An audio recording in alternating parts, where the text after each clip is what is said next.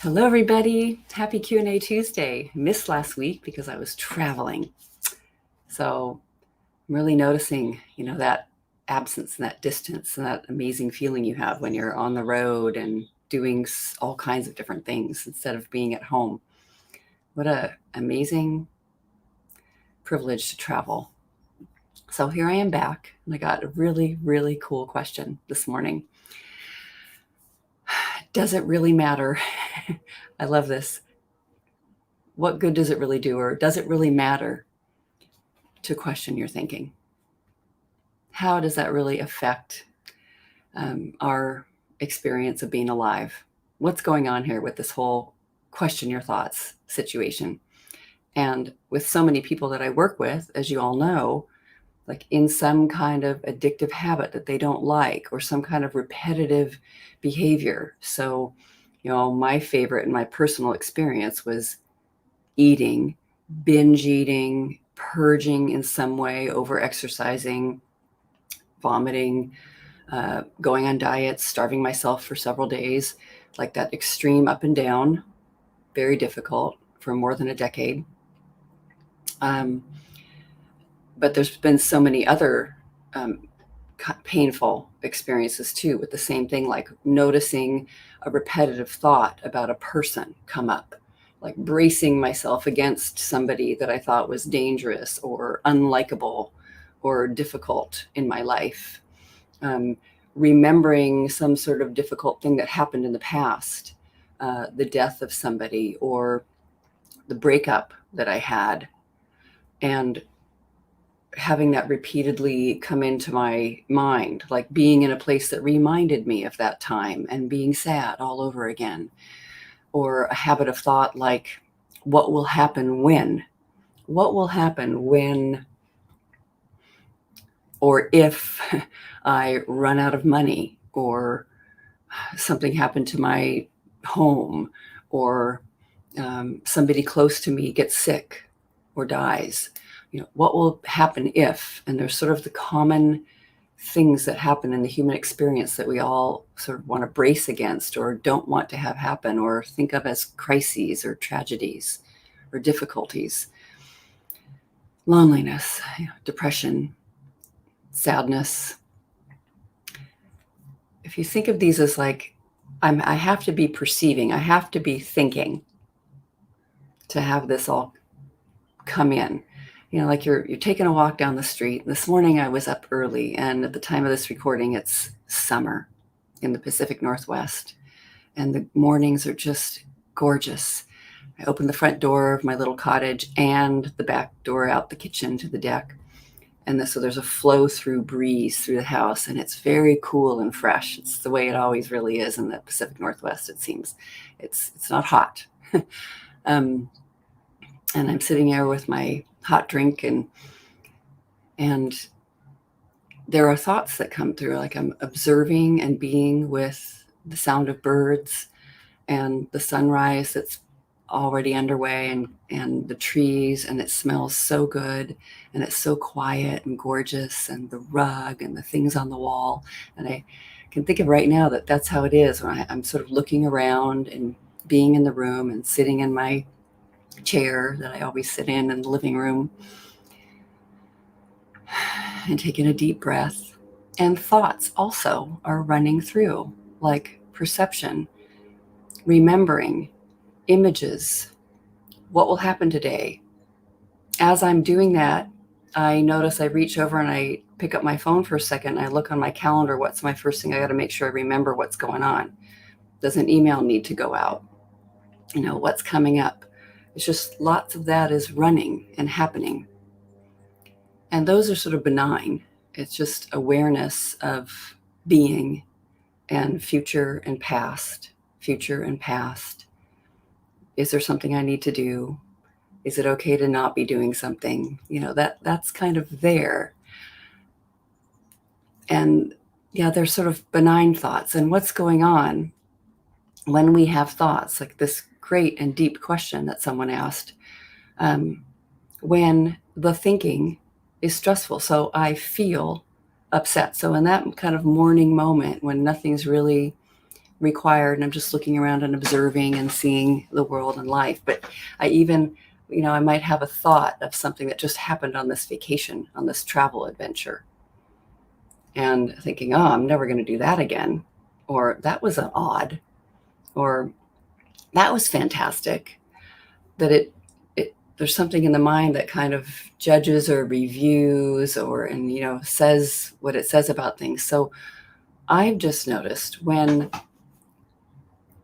all through life would happen, and then I would have visceral, deep thoughts about what was happening when it was intense and stressful. I mean, who's making it stressful? Really, I am, if I didn't know it had happened, like I learned some news. Let's say this one. I found out that Sinead O'Connor died. And, I haven't really been following her much, but her music in my younger life really meant a lot to me. And there was this one incredible song. I run a dance with my husband weekly here in Seattle, a dance where everyone just comes and there's no talking on the dance floor, but we have all kinds of music. And I thought I have to put a Sinead O'Connor song in. And I was looking at Sinead O'Connor's songs and kind of wondering about what happened there, and realizing she was only 54. And did she commit suicide? And they were talking about all her mental health and anxiety and stress and depression and extreme thinking, and just feeling my heart open to that, because I've been there in my younger years. I know what that's like. And so I don't really know what happened there, but it just selecting the music, and I picked this beautiful song called Thank You. And many of you probably know it when I say it, but it's not a deeply personal contact. I don't know her, but I know that human experience. And I thought, how sad. And I found out she had a son who committed suicide only a year ago. And oh my God, just how hard that could be. And not really knowing her own experience, just filling in the blanks, and by what is said and by what she said in interviews and that kind of thing. Anyway, just sort of noticing struggle, pain, suffering, hardship, being plagued by thinking. Noticing there are thoughts about it, and I'm having thoughts about it, and I'm imagining and filling in blanks quickly, and the mind does that. We talk about habits and self-sabotage and doing compulsive behavior, in my case, eating. Lots and lots of thoughts about, I need to get this under control. I need to manage this. I should be thin. I should remain a certain way. Under eating is better than overeating. This is something I have to think about. I have to think about this. You can't not think about it. You could get surprised if you don't think about it. It could be bad if you don't think about it. You need to think about it. And then the thoughts that are thought about it are stressful, and I need to manage it, and I need to hold it together, and I need to have a plan, and I need to do something about this extreme stuff that's going on. And I need to stop binging. I need to stop binging. Today's my last day. Today, I'm never going to do that again. And the feeling of horror and shame and how awful it was after an episode of overeating would be, oh my God, I failed. I'm a failure. And what's wrong with me? So noticing these kinds of thoughts, my goodness, if you didn't have those thoughts, would there be the intensity of feeling and the intensity of there being a problem? I thought, no. So of course it's good to question the thinking. Questioning the thinking just simply means being aware that it's only thought that's happening here. As my mind is talking and chattering and telling things to me or out to the world, just talking about life, It's making assessments and saying this is good and this is bad and this is wanted and this is unwanted. But it doesn't mean just because it's happening, like an energy blurb, it doesn't mean it's true. So it's incredible to ask, is it true? And really mean the question, like, I don't know. Is it the truth? What if it's not? Those 4 questions that Katie made very simple. Is it true? Can I absolutely know what I'm thinking is the truth? Here I am so stressed about what might happen or what's coming or what I've done. Who would I be without my story? Who would I be without this thought? Who would I be if I wasn't able to have this conclusion or this assessment? What if it wasn't as bad as I'm imagining it will be? When we say things like, I won't make it, I can't survive, this is untenable, it's impossible to do this, there is something wrong with me. Those are stressful thoughts, as we say. They feel bad to think them, and it doesn't mean automatically they aren't true, except for I've sort of seen when we question if they feel bad and terrible that you're thinking them, like you get sort of worked up. I mean, my thoughts about food and eating and stress itself, like feelings, emotional experience. I had so many thoughts about my emotions being wrong and dangerous and that I shouldn't be thinking them, that I would really, it would funnel into that there's something wrong with me so often. There's something wrong, there's something wrong, there's something wrong. That's absolutely worth questioning. Does it matter? It changed my life. It changed my entire life to question that thought. There's something wrong with me. Can you imagine not concluding, oh yes, there is something wrong with me, just because you've binge eaten or drank too much or lost your temper or all the things we think we don't want to do, lost all your money or have a loved one die? If you didn't think 100%, this is the absolute truth, that this is devastating. I mean, I like noticing I've lived through all of it.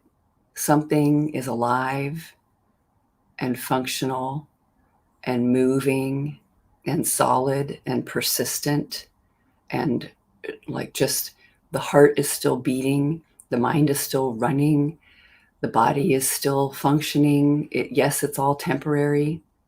There will be an end to this at some point, maybe sooner than later with aging here. But what if that's the way of it and I don't have to worry?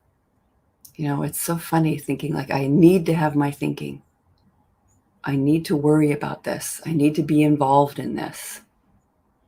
I'm against it. Is it true?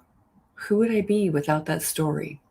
And especially there's something wrong with me. That one just it gets to be so strong. There's something wrong with me. There's something wrong with what's happening here. This is a threat to me. I did a little mini workshop on, like, it's a little 2-hour thing. There's something wrong with me. And because it was such a strong, it just seemed to be like this funnel that people moved into, and like doing the work on that, how to really sit in the work on that. And especially in question 4, I would just say, first, is it true? Noticing what happens when we believe it. But then that question 4, that who would I be without this belief? What if it was okay that the belief came through my mind, but I didn't think it was true? Because I can't know it. What if something isn't wrong with me? What if I turn that around? There's nothing wrong with me. Incredible. Without the thought, there isn't anything wrong. I mean, it's a strange thing, because if you're like me, I love to think. Thinking is fun. Thinking seems to be like sort of, answers are coming, and it's or I can seek and hunt down the answer if it isn't here. But who would I be without the thought, there's something missing, there's something wrong? It matters so much. It is everything to question that. It has changed my entire life to question thought, to have thought not be the authority of everything, because I can see I was relying on something completely unstable. You notice you have a thought and then you don't have it, and then you have a thought. Thoughts are like breezes coming through. There's no guarantee. You can't rely on them. You don't even know where they're going or what they're for. So it matters so much. It can change a habit completely. A habit of thinking. I noticed I couldn't have my bulimic episodes, my binge eating urges, my repetitive anger about something, my fear, so much fear, lots of anxiety running. They'll still come through, and I'll go, oh, right. It's just a thought. It's just a thought. Like something terrible will happen. It's just a thought. I love that I have the work, just that it's available. You always have the option to question your thought instead of just auto believing. Questioning that it's just a big, giant question mark. In fact, we can't conclude with anything that we're landing on or thinking that it's the truth. So for me, questioning thought works 100% of the time. It brings, I guess, take what it is I'm thinking. I'm horribly lonely. I'm desperate. Is it true? Who would I be without that story right now? What if whatever's happening is exactly okay and what should be happening, and I'm not in charge of the universe or my life or what happens or how the wind blows or what the weather is today? I'm not in charge of my mind and which way it turns and what comes through it and exactly what's going on, but I can question it. I can notice and be aware and relax it and kind of turn in a different direction. I can turn it around. There's something right with me. All is well. There's no reason to worry. I'm okay. I can look around and just notice all the things that are beautiful about the moment and that mind loves to run. There I am, like that I described at the very beginning of this kind of inquiry, sitting in my living room quietly in the morning, looking around, noticing the beauty of the moment, and also having lots of images of the trip that I just went on, or the person I talked to last night on the phone, or what my mother's schedule is today, because I want to connect with her. These are all popping into my head. And they're just little pop, and I respond to them or not. I think of them as like little marbles or butterflies flitting through. It doesn't mean any of them are the truth. And it can be a delight to be a thinker. So much fun to be thinking. And when it's stressful, wow, does it matter? Does it matter to question it? Oh boy, does it ever matter. I look at the greatest spiritual traditions invite us to question what it is we're thinking and who we actually are. Over and over again, the ancient mystics will say, who are you? What is love? What is unconditional love? Can you allow? What is surrender? All the things that we seek and are interested in, especially when we have repetitive things that look just looks dangerous and unchangeable. It's changeable. Always changeable. It's actually changing already. We can just trust it's, notice the thinking comes in and then it dies down and rests and goes away, and then it might come up again later. Somebody yesterday, before I end, somebody yesterday that I was working with, a client said, but I never stop. I never stop the overeating. I just keep eating it. It doesn't stop. Is that actually true? You always stop. yes, there's a judgment about not stopping on time.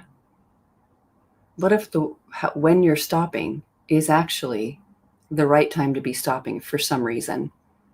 Somehow it looks like this right now. And you can just be very, very aware, very in tune, very, very connected to that. Here it is. I'm on this story. Oh, here's this again. Oh, here's this that's happening. It's okay that it's here. Aware, noticing, relaxing, pausing to look at it, looking at everything that was happening when we're doing something overdoing it in a way that looks like it hurts. What's happening there? And I could see in my binge eating days, I was so anxious. Before the binging, I would have so much thought in my head. I'd be panicked about my boss or my coworker or my family or life or my friends. I was just so nervous and so wanted to hide and be isolated. And I thought of the world as quite dangerous, to be honest. I didn't realize it. I also had this thing of oh, but it's fun and it's adventurous and I want to succeed in this life. And I had that too. Everybody's got that too. But really, I felt a urge to isolate. And there would be so much built up anxiety. And then it would come out in this eating frenzy. And then I would feel terrible about the eating frenzy that happened and feel like I needed to undo it and be panicked about it and kind of be on that segment, of the whole episode. And then I would think there's something wrong with me over again. But it would release tension. So even just to be open to it's doing something for me, or I wouldn't do it. And not condemn yourself for doing it. All that shame and condemnation. What if you stop trying to make it stop? Stop trying to do it right. Stop, all the thinking that happens that I'm going to make a plan here. I'm going to do this. I'm going to, I don't know. We get kind of I'm going to get control of this situation and use my willpower to pull it together. Who would I be without my story? Who would I be if I didn't rely on thought? Does it really matter? It matters so much. I also just want to say real quick, does it really matter? I love the word matter. Matter comes from the word mother, and it's physicality. And yes, to question our thoughts, for me, has changed what I'm experiencing physically. You feel your thoughts physically in the body, like adrenaline comes and you're feeling it. And the way life rises around you looks like physical matter. And yeah, that really tends to shift as we question our thinking. It's a great adventure. Very, very mysterious, but wonderful. So much more fun and exciting to live in this place where we don't believe everything we think. Oh, and I love that somebody's just said, does it really mother me? Yeah. Is this thinking well, and questioning my thinking, is very nurturing and mothering. And what's here, it's not my thinking that is, although, when we shift our thinking and find turnarounds and stay with thought and instead of just totally reject thought, there can be something very nourishing about that. Not afraid of my thoughts anymore. Not afraid of my thoughts. And I can say that right now, and it's not always true. I am afraid of my thoughts sometimes. Human being. I have thoughts that look scary. And then I love that it occurs to me, oh, wait a minute. Maybe we need to question that. Maybe that's worth questioning. Is that actually true? I'm not safe because of that condition or that predicament or that situation or that idea. Is that not safe? Or is that really that sad? Is that true? Yeah. Feeling the mothering energy of life, that you are mothered, you are nourished, you're supported, you're given life. And that's not up to us. Our heart just beats. Isn't that amazing? It's just happening. Just amazing. It is very mysterious. Very much matters to question thinking. At least it sure has been for me. All right. Lots of love, everybody. See you next week.